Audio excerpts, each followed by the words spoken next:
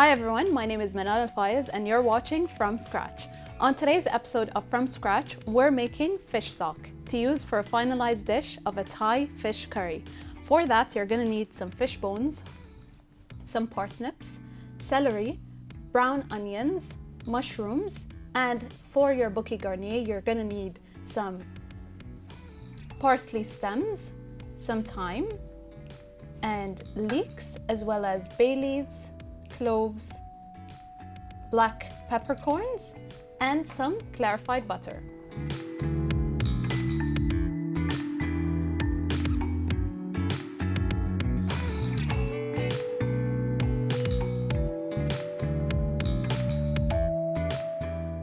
To start off, we're gonna chop up our vegetables. So I'm gonna grab our parsnips and get that chopped up. You want to make sure to get those vegetables cut into smaller pieces because for a fish stock, you don't want to boil it for so long. You want to reach a maximum of 45 minutes because the more you go on and boil it or simmer it, the more bitterness you're going to add into your stock. So just going to go ahead and chop those into equal sizes. And again, you don't want to go with very big sizes. I'm going to transfer this to our bowl right here. And we're going to do the same for the rest of the vegetables, trying to get the same size so they cook all at the same time. Going in for our celery.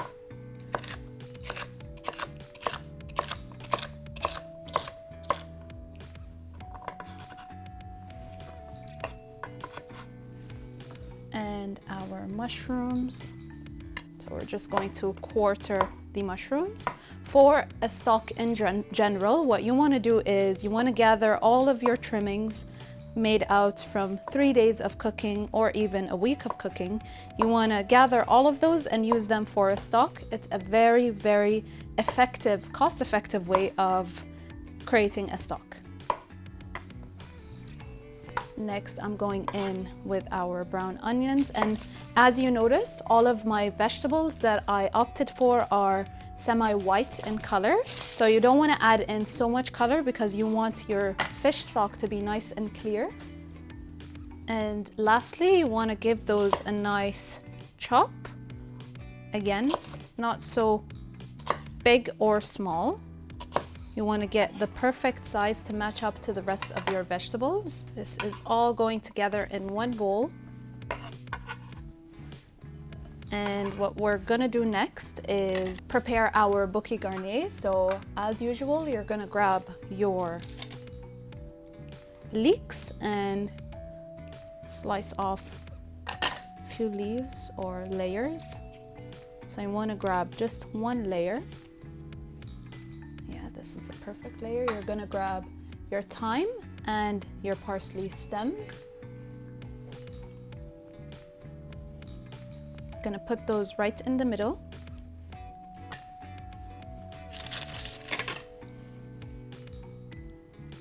You wanna kind of fold them together to get them bunched up.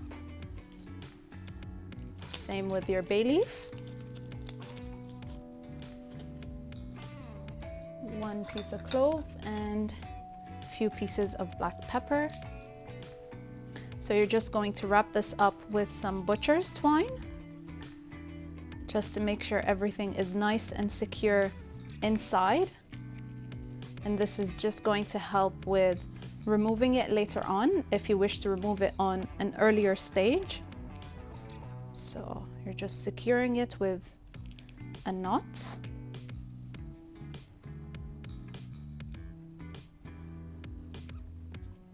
And your bouquet garnier is ready.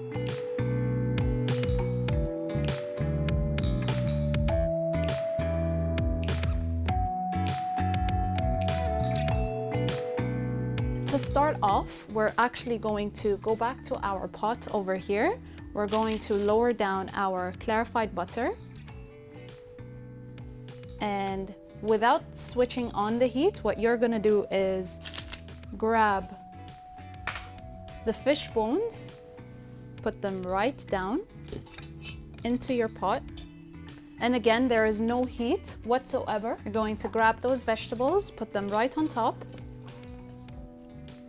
And then what you're simply going to do is cover it with some parchment paper, and I'll show you how to create a perfectly sized parchment paper that fits your pot. So we're just gonna cover this up. And what this parchment paper is going to do is allow some steam to be created, and it's going to kind of mimic a lid, except it's more effective because you get a very direct contact. That water that is collected at the very top trickles down to the bottom very easily. So we're just gonna heat this up for around 5 minutes, just until those bones turn into an opaque color. And then we're going to continue by adding some water and dropping in our bouquet garni. Meanwhile, I'll show you how to create a perfectly sized parchment paper, and for that what you're gonna need is a large sized parchment paper, just like so. You wanna make sure it will probably fit your pot, so just making sure you can just put it right on top. And then what you're going to do is fold your parchment paper right in half, just like this. And then with the folded side facing towards you, what you want to do is fold that right in half again. And then one more time, just like so. Lastly, another fold, and then you'll get this triangular kind of shape. What you want to do is measure out from the middle all the way to the edge the size of the pot, and then put your finger right here, and then all you're going to do is cut where your finger stands, and then you get a perfectly sized circle to use as a lid for your pot. So you don't want to rush the step right here. You just want to make sure that your fish bones have kind of cooked in those initial 5 minutes, and that's why you need direct contact with a lid, and that's going to be our parchment paper.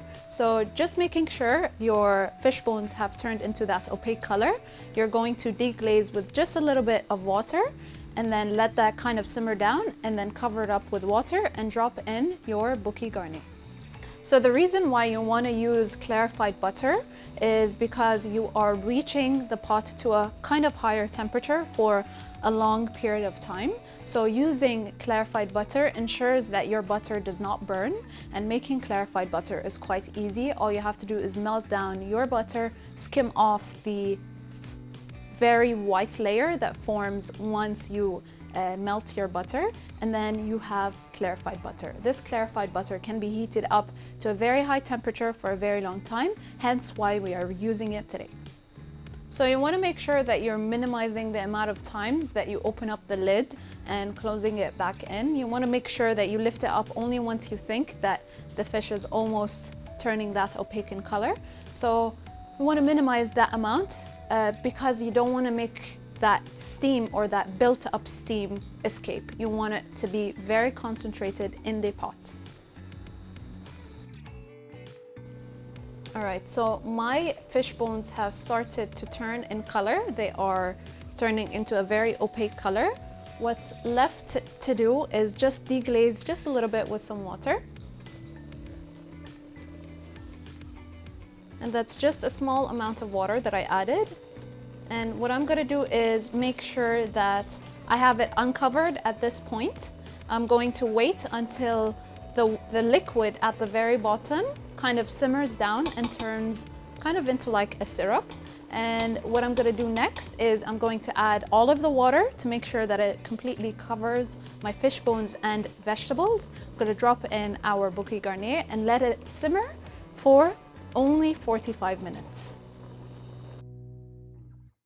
So I've reached down to a proper consistency. What I want to do next is add in the water. So it's very important to note that for any type of stock, you want to always use either cold water or room temperature water. And that's because you want to make sure that everything kind of cools down and comes up to a boil all together. So I'm just adding the water enough to cover everything that's in my pot.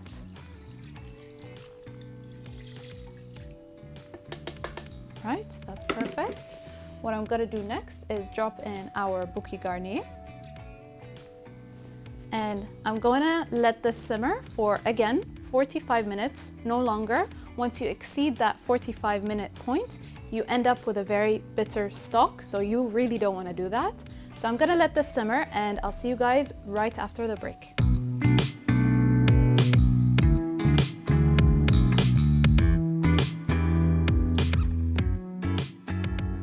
So I have my stock over here that has been simmering for around 45 minutes and no longer. I'm just gonna switch off the heat. Please do keep in mind that you do wanna skim the top part of your stock with a spoon and some clean water to remove any sort of gunk. So what I'm gonna do right now is just pass it through a strainer. And you wanna strain away from you and not towards you, just in case any splatters do come up. So you don't wanna burn yourself. Okay.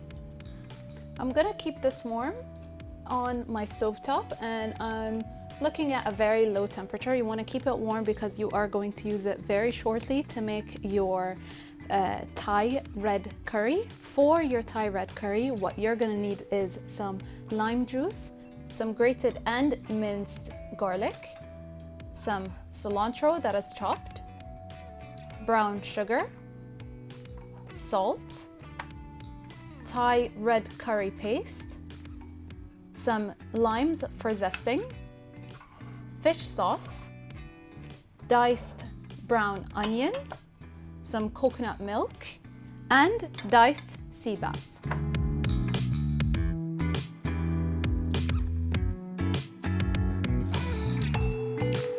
To start off, what you're gonna need is a pot. So I'm just gonna go ahead and grab that. I'm gonna heat this up slightly. Gonna grab some oil, and this is just vegetable oil.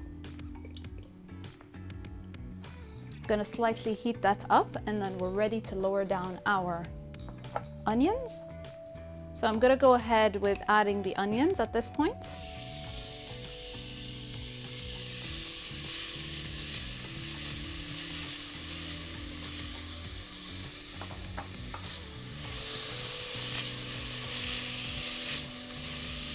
So you want to saute this until nice and fragrant. You don't want to get that much color onto it.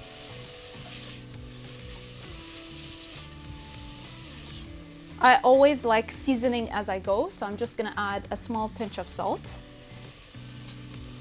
You want to make sure you don't over season at the very beginning. So just in case you might over season, and towards the end it's just going to be very hard to take away the seasoning, so you want to slowly build up on that taste and flavor.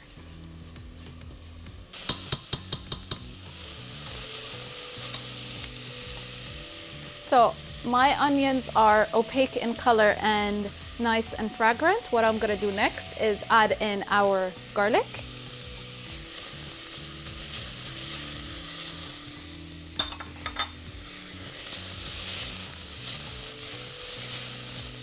Next up goes our red Thai curry paste.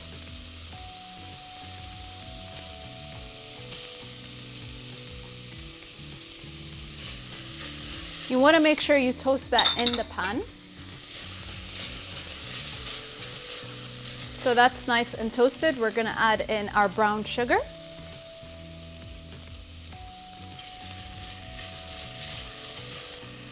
Next up goes in our fish sauce.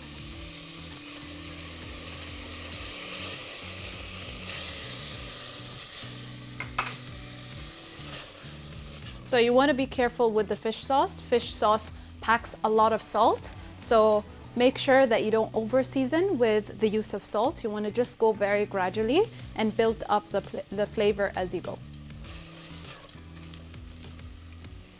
So next goes in our lime juice. I highly recommend using lime juice instead of lemon juice. It does change the flavor if you do use lemon juice instead of lime.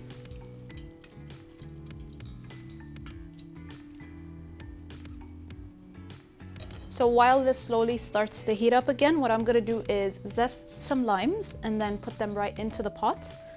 So I'm gonna zest with the zest collector facing me. And this is going to help with collecting quite a lot of zest without me having to empty it out every time. So super quick, you're just going to zest quite a lot of limes.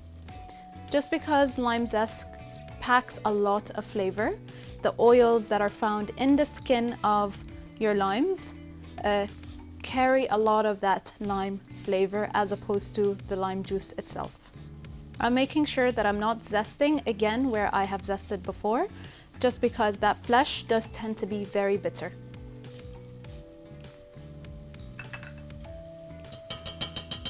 So that's it on the zest. Just gonna put them into the pot. Next, what you wanna do is add in all of this coconut milk.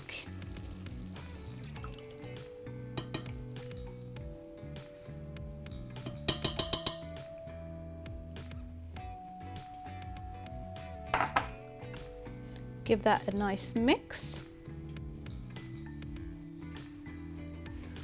Last thing I'm gonna do is dilute my curry with just a little bit of some fish stock.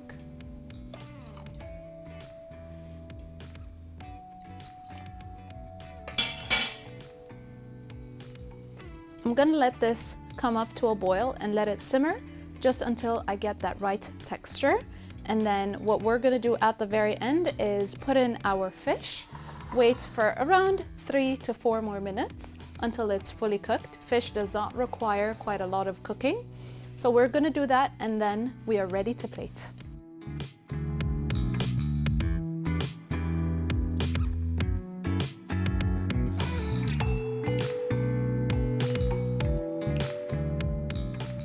So I have my curry right here that has already come up to a boil. I let it simmer for around 5 to 10 minutes just to build up that flavor. What I'm gonna do at the very end is just add in the fish right over here, lowering it down very carefully. And I'm going to wait around 4 to 5 minutes just until all of those cubes of fish have completely cooked, and then we're ready to serve. So our fish is fully cooked. What you want to do is try not to overcook it, so you could switch off the heat at this point. What's finally left to do is add in some chopped cilantro. So what you want to do is just add a good amount and reserve some for garnishing at the end. So give that a nice mix and you're ready to plate. I don't really like to cook my cilantro just because it would turn into a very dark color. I like it to be nice and vibrant green, so that's why I like to add it at the end after cooking your fish. So you're simply just going to plate it up into your bowl. You could always serve this with a side of roasted vegetables, some cooked rice. It's just very versatile how you would like to eat it.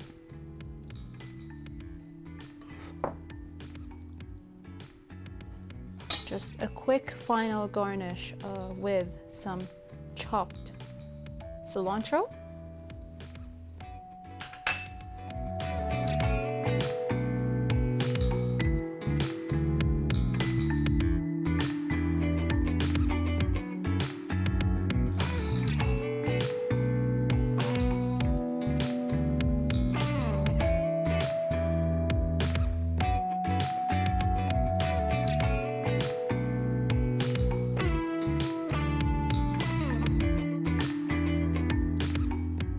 And there you have it, our final dish of the day, our fish stock made from scratch to make a Thai red curry. I hope you guys enjoyed. I'll see you guys next time on From Scratch.